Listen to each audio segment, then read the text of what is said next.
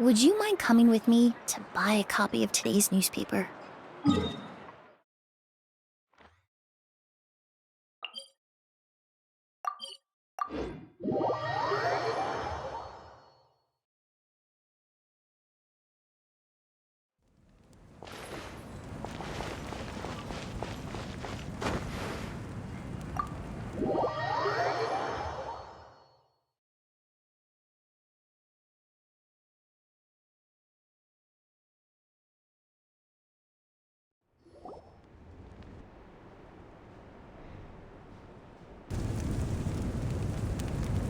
We're back! We found Kachina's ancient name, too!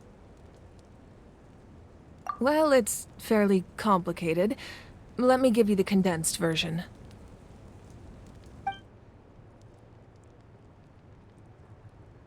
The Fatui again? We can't go anywhere without them causing trouble. But what if the Fatui finds out you've lost your power? Won't they try to take advantage of the situation?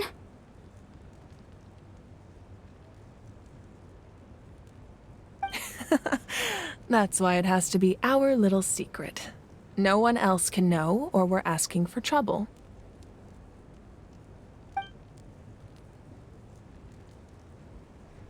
Look, I wish I could offer you some sort of consolation, but I won't lie to you.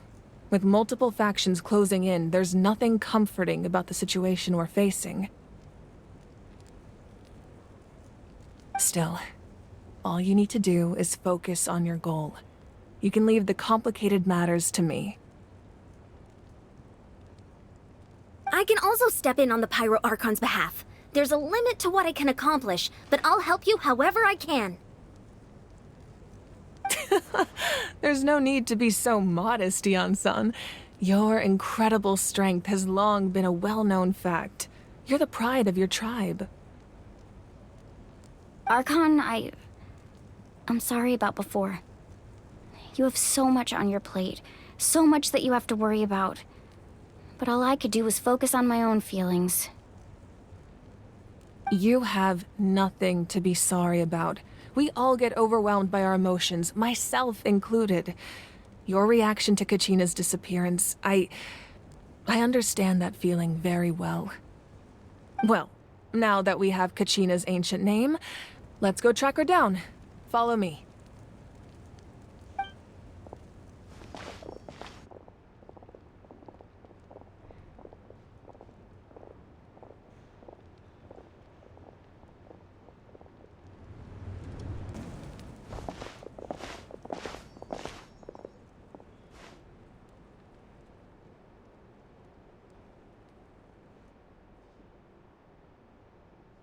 What is this place?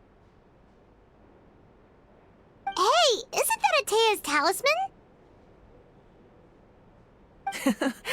Good eye. This is where I store all the various mementos I've collected. Whoa. I've never seen this place before. There's so many things in here. It looks like there are items from every tribe. Collecting them must have taken a lot of effort. I suppose you could think of it as a hobby of sorts. In Natlan, everyone grows up listening to the stories of heroes. And physical items do a far better job of preserving those stories than our own memory. Now, I still have some preparations to make for the ceremony, so feel free to take a look around in the meantime. If you're curious about an item, I'm more than willing to tell you about its origins. Alright, we'll have a look.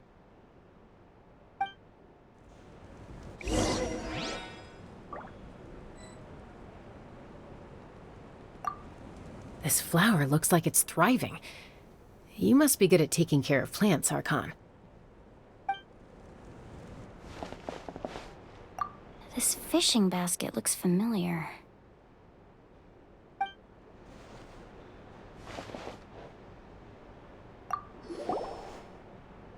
Hey, there's a fishing rod here. It must have belonged to the people of the springs. That's right. It belongs to a legendary fisherman named Matavaru. I have his entire set of fishing equipment, actually. He and I met in a tavern. He told me about a particular kind of giant fish and his meticulous plan to catch it. In his eyes, I saw a hunger and a strong fighting spirit. To him, the sea was the battlefield upon which he staked his honor. So, did he do it? The next time I saw him, he was covered in scars. It turned out the fish he sought had been corroded by the abyss. He managed to kill the fish, but sustained a serious injury in the process, which meant he could never go deep-sea fishing again. Can a fisherman claim victory if he fails to bring back his catch? That's what he asked me in the end. Well, Paimon thinks he won. That was my answer as well. The experience was far more valuable than the prize itself. In the end, he didn't want his tools to go to waste, so he gave them to me. Wait, that means you also know how to fish. Maybe we can go head-to-head sometime.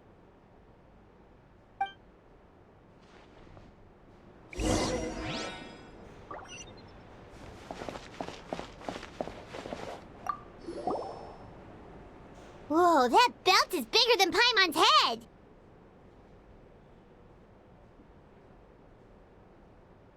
The Collective of Plenty are known for their bodybuilding competitions and contests of strength. This belt is a symbol of great honor within the tribe. The association with strength might also have been the reason the original belt was extremely heavy. It was difficult for even 2 people to lift. And even if a warrior had the strength to put it on, wearing it for any length of time would still leave them gasping for breath. Sounds like it. So the owner of the original belt, Kitera, commissioned a craftsman to make a copy identical in appearance but far lighter in weight. That is the belt you see before you. He would often wear this version when training in order to protect his waist. Or he made a lighter version so he could wear it all the time and show it off.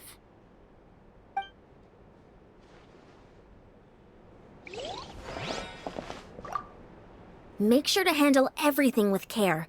This cup, for example, it's heavier than it looks.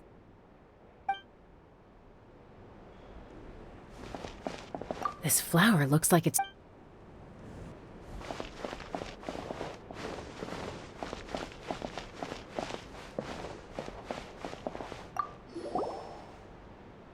This is Atea's talisman. I'm sure you're familiar with this one already. Atea was rarely ever without it. The talisman brought her a lot of luck in battle.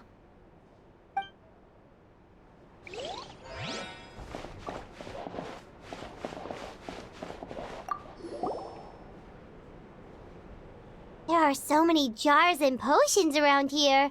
Do they have anything to do with alchemy? No, those belong to the Masters of the Nightwind.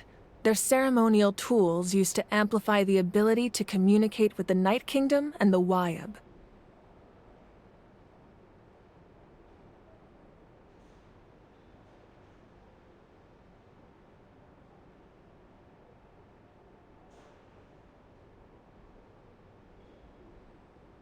Yamaya is an expert in this field, and she taught me a lot. Even though she appears stoic and serious, she actually has a keen sense of humor. The tools you see here are quite traditional. Her students found them outdated, so she passed them on to me. The contents of the jars aren't all that special. Oh, except the big jar in the middle. That's what she really wanted to give me. Ooh, must be something really cool. What's inside? Grape juice. Huh? It's quite tasty, although probably expired by now.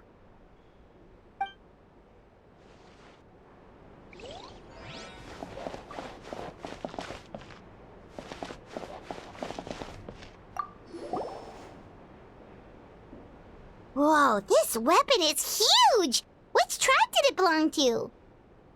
Ah, that weapon belonged to Tenoch, a hero from 500 years ago. Strictly speaking, he didn't belong to any single tribe. That's because even before the disaster with the Abyss broke out, he had already been exiled. Exiled? It was a punishment imposed out of necessity, but he accepted it all the same. He believed it was what he deserved. When the Abyss attacked, the tribes found themselves in urgent need of a powerful figure to lead them into the battle, and there was no one more courageous or resolute than him. He united the 6 tribes and accomplished great feats throughout the war.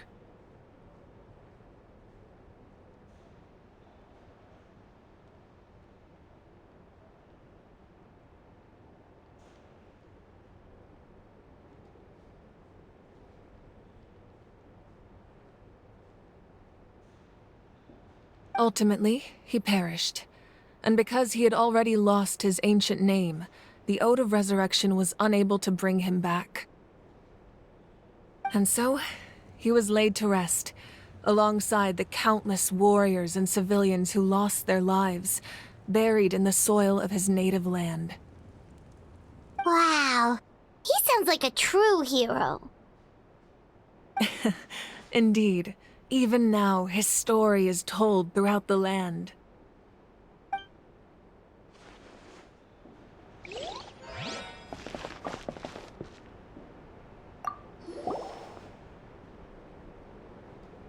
The powder still needs some time to settle, so let's wait a little longer. Well, what do you think of my collection? Do you feel like you have a better understanding of Natlan's culture now? Yeah, if each item represents a different story, seems like Natlan's really been through a lot. Does every item hold a special memory, just like Atea's talisman? That's right. The items in my collection actually serve a similar purpose to the ancient names passed down among the tribes. They demonstrate the true shape of time. The shape of time? Most people perceive time as a linear concept, almost like a straight line that can only move forward. We cannot change the past or predict the future. But there's also a different theory, one that I believe to be closer to the truth. Namely, that the past, present, and future all exist.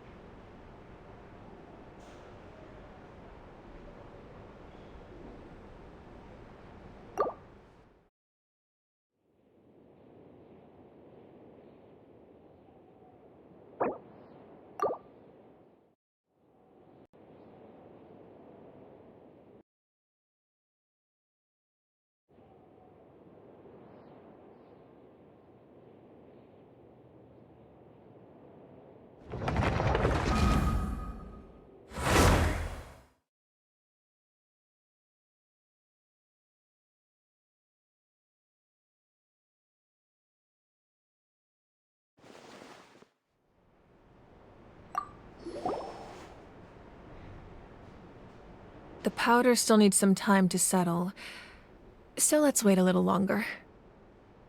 Well, what do you think of my collection? Do you feel like you have a better understanding of Natlan's culture now? Yeah, if each item represents a different story. Seems like Natlan's really been through a lot. Does every item hold a special memory, just like Atea's talisman? That's right. The items in my collection actually serve a similar purpose to the ancient names passed down among the tribes. They demonstrate the true shape of time. The shape of time? Most people perceive time as a linear concept, almost like a straight line that can only move forward. We cannot change the past or predict the future. But there's also a different theory, one that I believe to be closer to the truth. Namely, that the past, present, and future all exist at once. At once? Paimon's not sure she understands. Let's say your journey ended right now. Thinking back on your experience in each nation, which one would you say was the most important? Exactly. Even at the end of your journey, the things you experienced along the way don't cease to exist. They become part of who you are. Take out a portion of that journey, and you would likely make very different decisions, and eventually arrive at a very different destination. The future is the same way. It exists even though it has yet to come to pass. We just lack the means to perceive it. Of course, there are those with the power to foresee the future. They simply call it by a different name. Fate. You're quite familiar with that concept, I would imagine. That does kinda make sense. The future hasn't happened, but already exists. Humanity excels at living in the present, but too often we forget the past and neglect the future. While the pilgrimage and the Night Warden Wars lead us to a better future. Only by uniting the people of Natlan across countless eras can we fight back against an enemy as formidable as the Abyss. To come up with such a set of rules, the first Pyro Archon must have possessed a level of insight I can only imagine. That's correct. At first, he was a mortal man with no special power. After he ascended to the Divine Throne, he used it to borrow power from the heavens and establish the rules of Natlan. Namely, a framework through which ordinary people can ascend to Archonhood. By holding the pilgrimage, we're able to determine the strongest among us. And when that person ascends to the Divine Throne, their inner flame will awaken.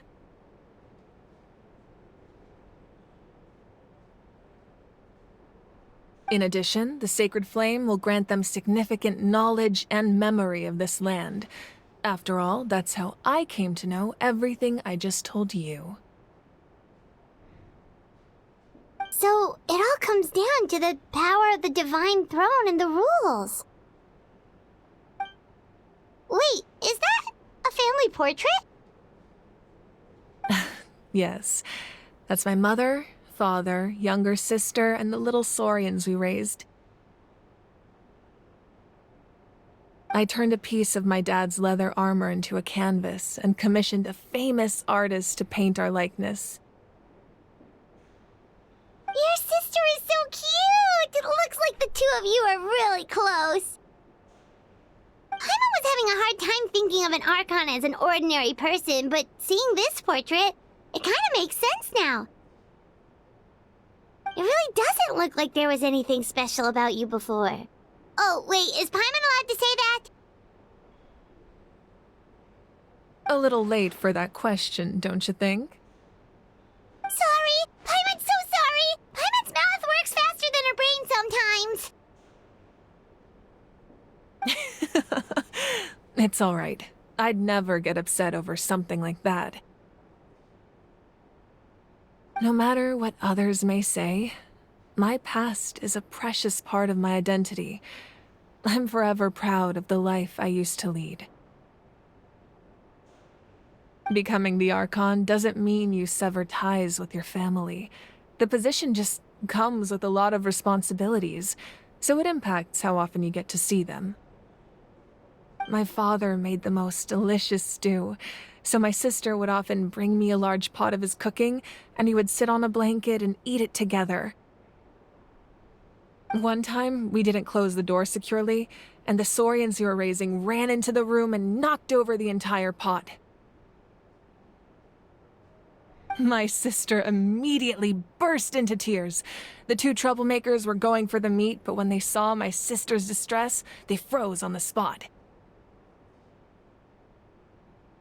I still remember the way they laid there, sulking like a pair of children, even after making such a mess. It was frustrating, but in the end, all I could do was comfort my sister and move on. Wow.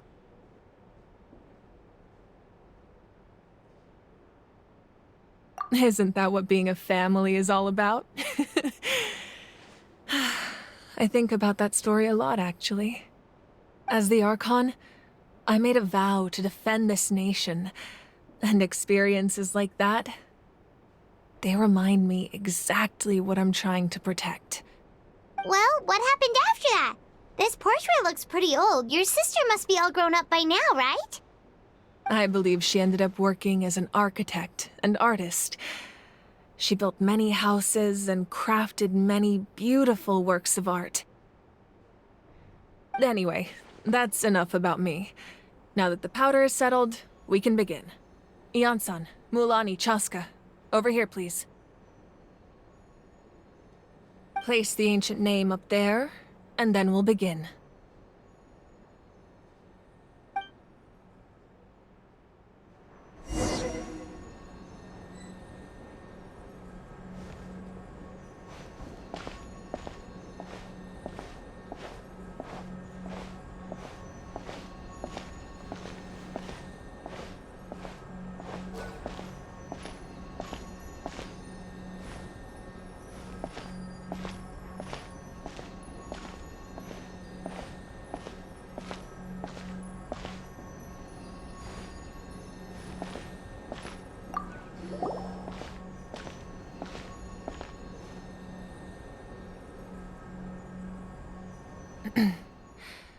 Surely as the echoes of life resound through heaven and earth, so too shall our stories remain eternal.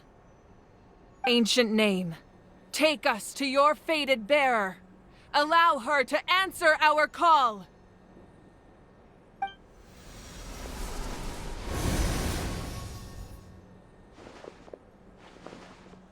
Am I hallucinating again? Kachina! Are you okay? Huh?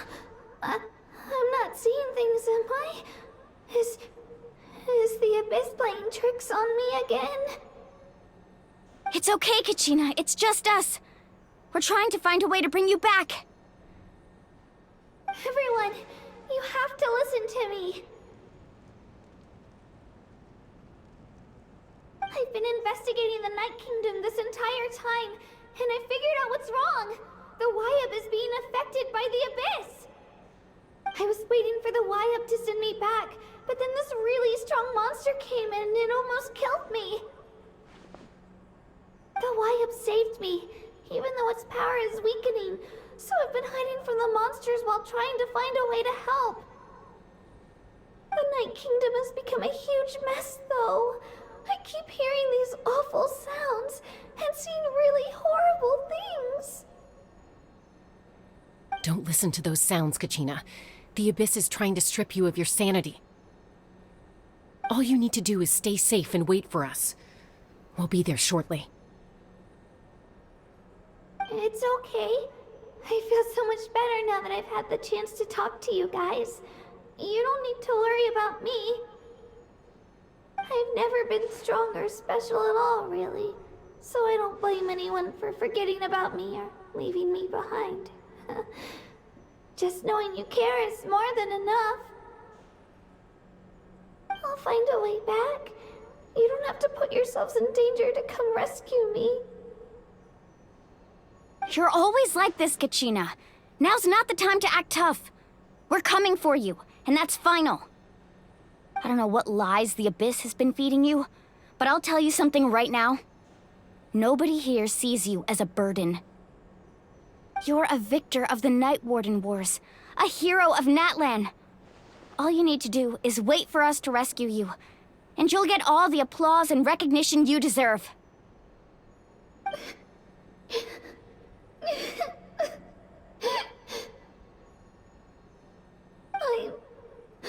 I'm really scared.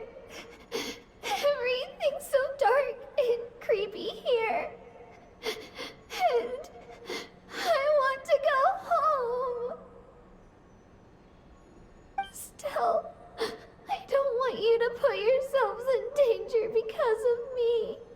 I don't want to hold anyone back ever again. All you need to do is place your trust in us, just like you always have. No one fights alone. We're not leaving you behind. Not ever. Yeah, we're so close. We can't call it quits now. Thank you. Be careful. Looks like we've lost contact. Now comes the most dangerous part. You have to traverse the Night Kingdom in your physical form. This entrance to the Night Kingdom was left behind after an abyssal invasion. Even a brief amount of time inside could expose you to corrosion. I know. I'm prepared for that possibility. All right, then I wish you all the best. I'll tell Koichi to be ready just in case. She's very experienced in dealing with abyssal corruption. That face you just made. Don't tell me you two got into another argument. No, I just feel bad for creating more work for her. I'll go with them too, Archon. The more people, the stronger the party. Thank you so much for your help, everyone. It really means a lot that you're willing to brave these dangers with me. And there's no time to lose, so let's get going. Now that I've lost my power, I won't be able to provide much practical support. But I can still keep an eye on the situation from here. Eon-san, I know it's unlikely, but if you encounter a situation you can't handle... That won't happen. I hope not.